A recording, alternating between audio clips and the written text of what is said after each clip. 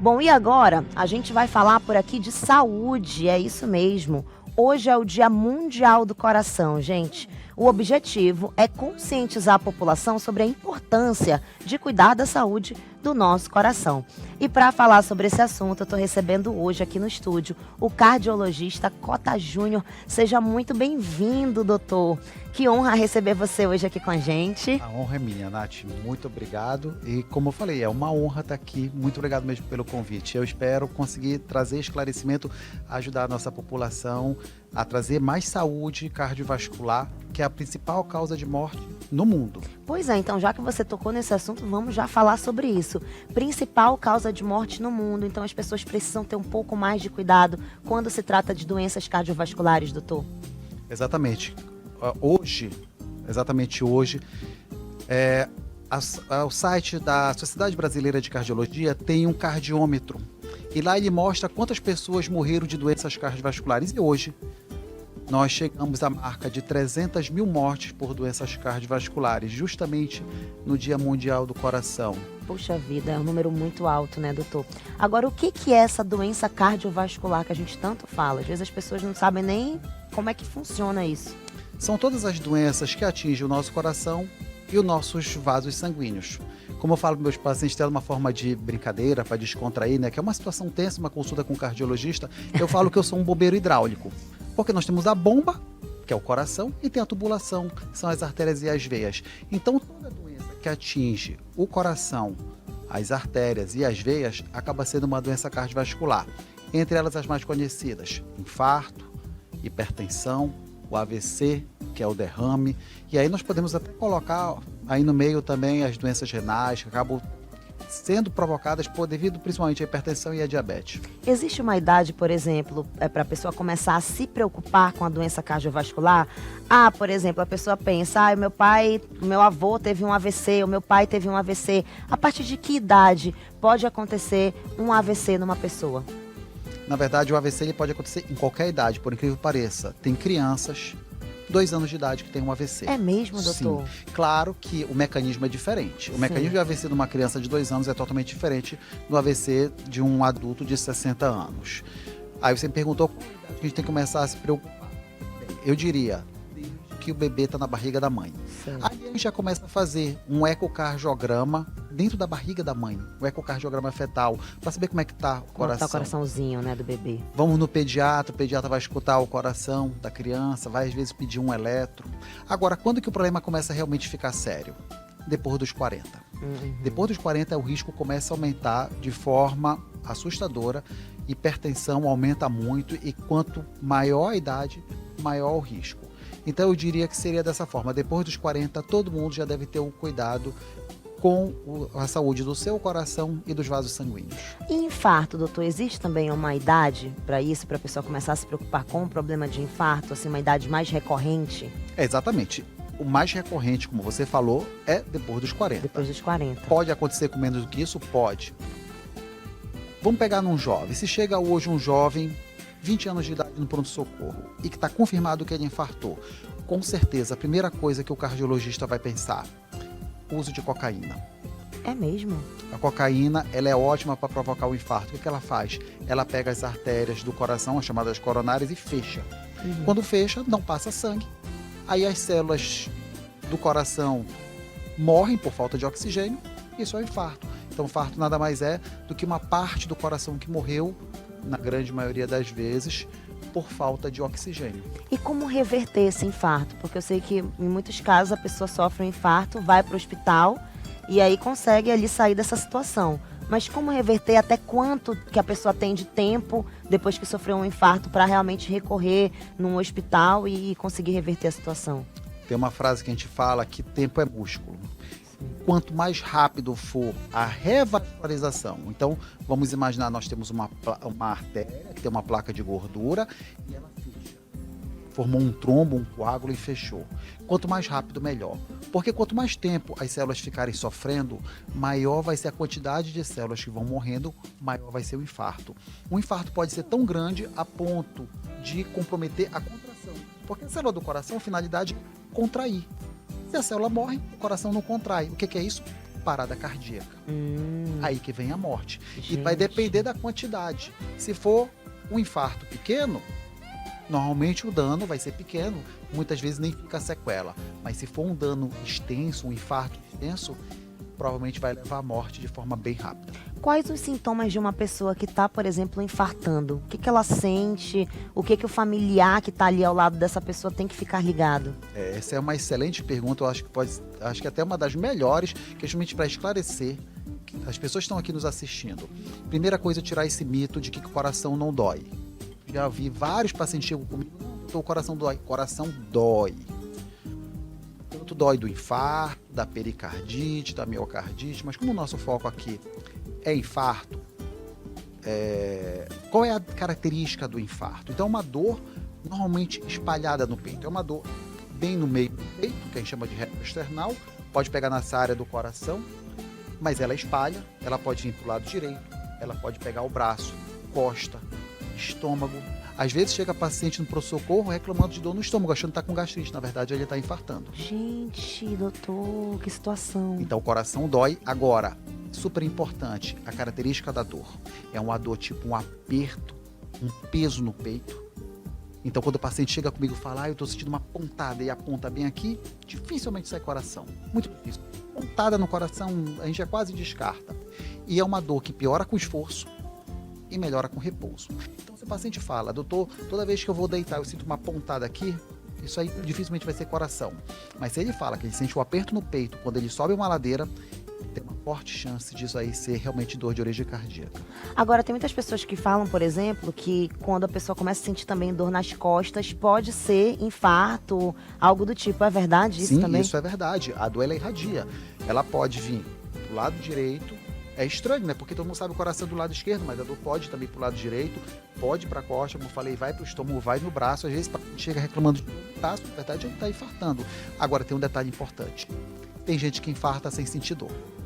Silencioso, então. Silencioso, principalmente idoso e diabético. E o que que essa pessoa sente, já que não tem dor? Como é que ela infarta? Como é que isso acontece? Não, se é um infarto pequeno, ela infarta, ela nem sabe. Aí chega um dia lá no consultório do cardiologista, fala, olha, a senhora infartou aqui, né? Não, doutor, eu infartei. Infartou sim, tá aqui seu exame, a senhora infartou. Ah, doutor, acho que foi naquela vez que eu tive um mal-estar, tive uma sensação de desmaio. Às vezes é isso, o paciente desmaia, investiga, não acha que é. Na verdade, ela infartou. Às vezes não dá dor. E quando é que esse infarto ele pode realmente provocar, por exemplo, um óbito no paciente? Aí vai depender da artéria que foi acometida. Nós temos várias artérias chamadas de coronárias. Existe uma grande artéria chamada de tronco da coronária esquerda. Quando entope essa artéria, é praticamente todo, eu não digo, mas vamos lá, todo lado esquerdo do coração vai infartar. Não vai ter força de contrair. Aí o sangue não vai fluir, a pessoa vai morrer por falta de circulação sanguínea. Por conta disso, é a famosa parada cardíaca. Se for um infarto pequeno, né, se for uma artéria bem pequena, não vai aparecer nada. Talvez no exame a gente consiga identificar. Então vai depender da localização, vai depender do que pegou. De repente pega o sistema de condução do coração, porque o coração tem a parte elétrica. Vai depender se foi o lado direito, se foi o lado esquerdo, que parte do coração que pegou. Então são vários fatores. Não dá pra dizer, esse é o fator. Mas com certeza um dos principais é a artéria, aonde que ela foi acometida, essa artéria, o entupimento. Se ela for muito proximal, uma grande área vai ser acometida. Agora, se for lá na pontinha do coração, vai ser um pequeno infarto e às vezes o paciente nem sente dor. E por que que a pessoa ela tem o infarto, doutor? É alimentação? É algo genético? O que que é? Exatamente, isso é super importante. Olha só, nós temos que pensar, quando o médico ele vai consultar um paciente, ele vai perguntar a dor, ele vai querer saber quando começou a dor, mas ele vai querer também saber os fatores de risco. Entre eles, vamos colocar os 3 primeiros. Vamos rapidinho, doutor, licença, só pra gente trocar aqui o seu microfone. Pronto, agora. Só repete pra gente, por favor. Ok. Então nós temos que pensar na característica dessa dor, né, os sintomas, vamos ter que ver a idade do paciente, mas vamos ter que pegar os fatores de risco. Os 3 principais. Esses 3, quando estão juntos, é devastador. Hipertensão, diabetes, colesterol. Um trio aí, na verdade, Esse. nem um pouco bom, né, doutor? Aí, vamos somar isso aqui. Tabagismo, sedentarismo, obesidade, alimentação inadequada, estresse, poluição. Nós estamos tendo poluição aqui na cidade. Sim, muito. E isso aumenta risco cardiovascular. O próprio calor. Tem estudo mostrando, comprovando, que cada grau que aumenta a temperatura, aumenta o risco de infarto em 4%. Gente, muito Então não grave. é um único fator de dizer, a pessoa infartou por causa disso. Normalmente é a somatória de tudo isso aí. Então tem que ficar muito ligado, muito atento, viu, gente? Principalmente se você, né, já tem diabetes, hipertensão, prevenir o máximo que você puder, fazer atividade física, consumir também alimentos saudáveis, muita água, né, doutor? Tudo isso, exercício físico. A gente tem inclusive uma tela, vamos colocar aqui? Vamos ver aqui se o doutor Cota Júnior concorda com a gente. Como prevenir doenças do coração? Dormir bem, fugir do cigarro, que você falou aí do tabagismo. Exatamente. Praticar exercícios físicos, controlar o estresse, que você falou aqui também, ter uma alimentação saudável, controlar a pressão arterial, o colesterol e a diabetes. Tá tudo certo, então, doutor? Gabaritamos. Exatamente, tá, pode tirar 10 já. Já passou de ano. Exatamente, são todos esses fatores de risco. E tem mais alguns, né? Então as pessoas pensam que, eu infartei por causa disso. Pode acontecer? Pode. Existe uma doença chamada de hipercolesterolemia familiar, que é a pessoa que nasce com colesterol muito, muito alto. E esse é um fator que já pode entupir a artéria. Quer ver um exemplo? Sim. Meu colesterol é acima de 300 e eu sou vegetariano e faço atividade física. Jura, doutor, também sou vegetariana. E Aí- agora, meu Deus do céu? Não, isso diminui o risco, com certeza, mas não anula o risco.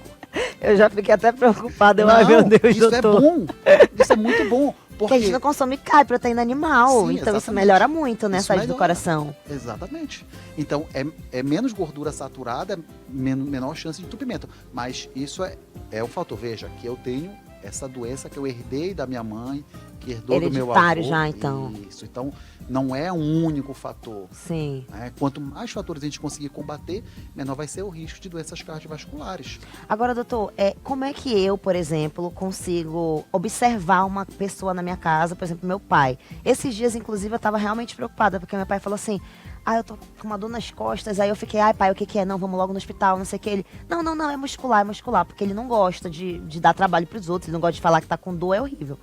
Aí eu já fiquei com medo, falei, meu Deus, será que é infarto? Ai, minha Nossa Senhora. Então, como é que uma pessoa, ela pode realmente observar, talvez, que alguém esteja infartando, tendo um AVC ou alguma doença cardiovascular? O exemplo do seu pai é ótimo, isso acontece com frequência.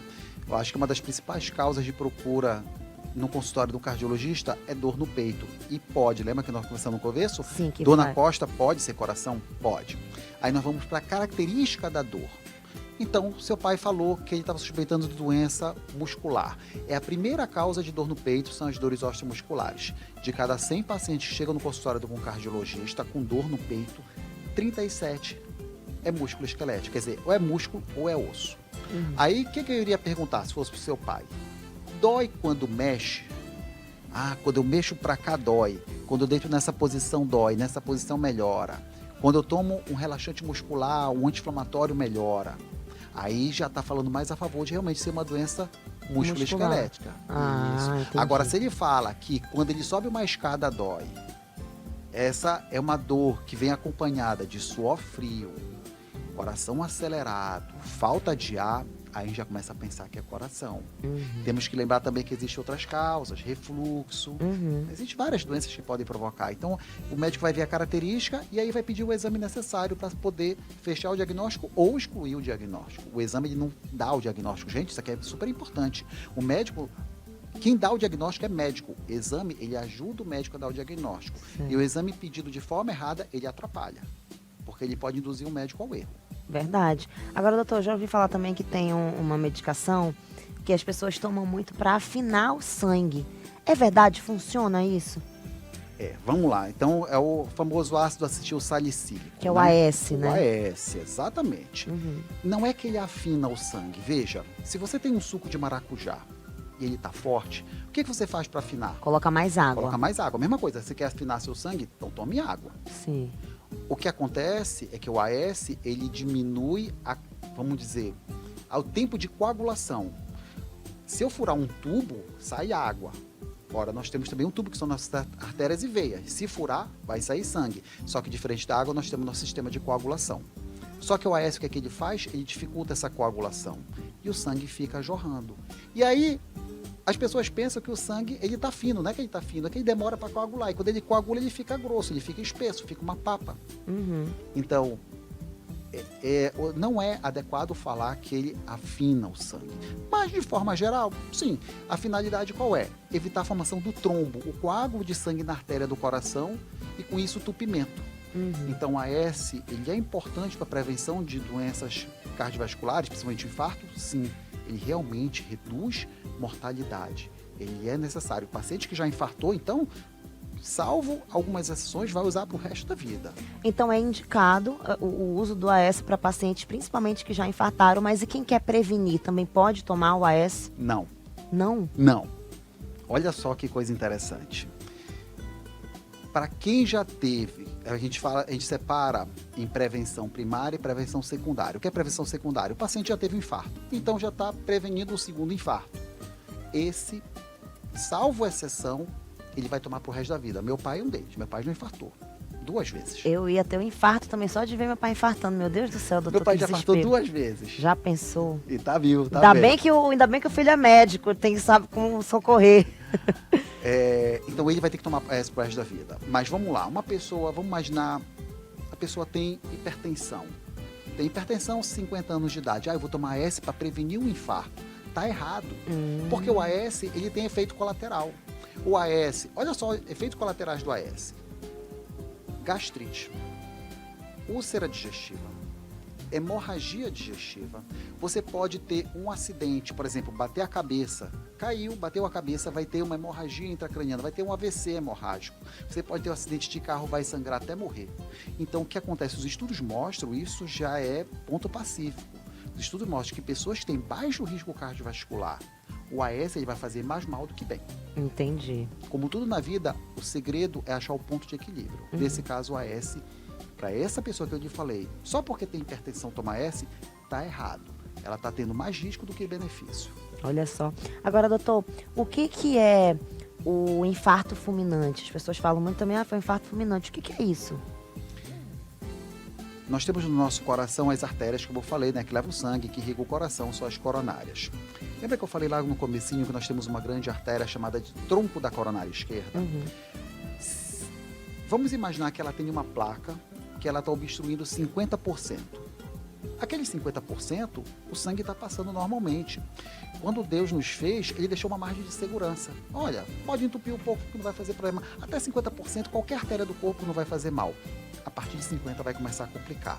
Só que nós temos uma artéria que está lá com 50% e a pessoa tem um pico hipertensivo, tem um estresse, tem um aborrecimento, discute na família. Aí aquela pressão bate e quebra aquela placa. Na hora que quebra aquela placa, o que acontece é uma ferida. Quando tem a ferida, o sangue coagula. Ali que entra o AS. Só que o sangue coagula, entope toda a artéria, de forma súbita. Toda aquela área do coração para onde vai levar sangue não vai chegar. Conclusão, as células do coração vão morrer, que é o infarto. Então, vai ter a morte súbita devido a esse ataque cardíaco fulminante. De forma rápida. Rápido, na hora. 5 minutos, às vezes já é o suficiente. Gente do céu, olha, tem que ter muito cuidado, então, gente, cuidar bastante da saúde, fazer os seus exames de rotina para saber se tá tudo bem, sempre consultar, né, um médico especialista, então vá ao cardiologista também, para você fazer ali todos os seus exames certinhos. E eu queria, doutor, agora que você deixasse também um recado, né, nesse Dia Mundial aí do Coração para quem tá em casa, para quem tá nos acompanhando aqui na tela da Record News. Hoje a gente, pena que não tem tanto para comemorar, né? Já que as doenças cardiovasculares é a principal causa de morte no mundo e aqui no Brasil. Mas por que está acontecendo isso? Devido ao nosso estilo de vida. Então, o que eu peço para pessoas, você está incomodado, sua saúde está abalada, é sinal que ela está exigindo uma mudança de você. Então, mude de atitude. Você está sentindo dor, está desconfortável, a pressão está alta, a diabetes está descontrolada. Então mude, procure fazer atividade física, procure ter uma alimentação saudável, reduza o sal da sua comida, controle do estresse. Ninguém vive sem estresse, mas dá para a gente administrar, aprender a deixar em segundo plano. Tenha um estilo de vida saudável, beber água. Não preciso ficar falando aqui, já falou, já mostrou, todo mundo sabe. Não consegue fazer tudo de uma vez? escolhe. Não vai ganhar a guerra por inteiro, então eu vou ganhar batalha por batalha. Então primeiro eu vou atacar o meu sedentarismo, depois minha alimentação. Daqui a 1, 2 anos você vai ver como sua saúde já melhorou e você não vai fazer parte dessa estatística de morte por doença cardiovascular. Muito bem, doutor Cota Júnior, muito obrigada pela participação Eu com a que gente. agradeço, Adorei. A gente poderia ficar aqui a tarde inteira falando sobre esse assunto, porque é um assunto de extrema importância. E o quanto às vezes as pessoas não têm um acesso tão básico, assim, tão rápido com o cardiologista e aproveitam realmente as entrevistas para tirarem todas as dúvidas. Eu, por exemplo, estava aqui já tirando as dúvidas do que tinha acontecido em casa, estava desesperada lá com meu pai nesse dia. Falei, ai meu Deus, e agora o que pode estar acontecendo?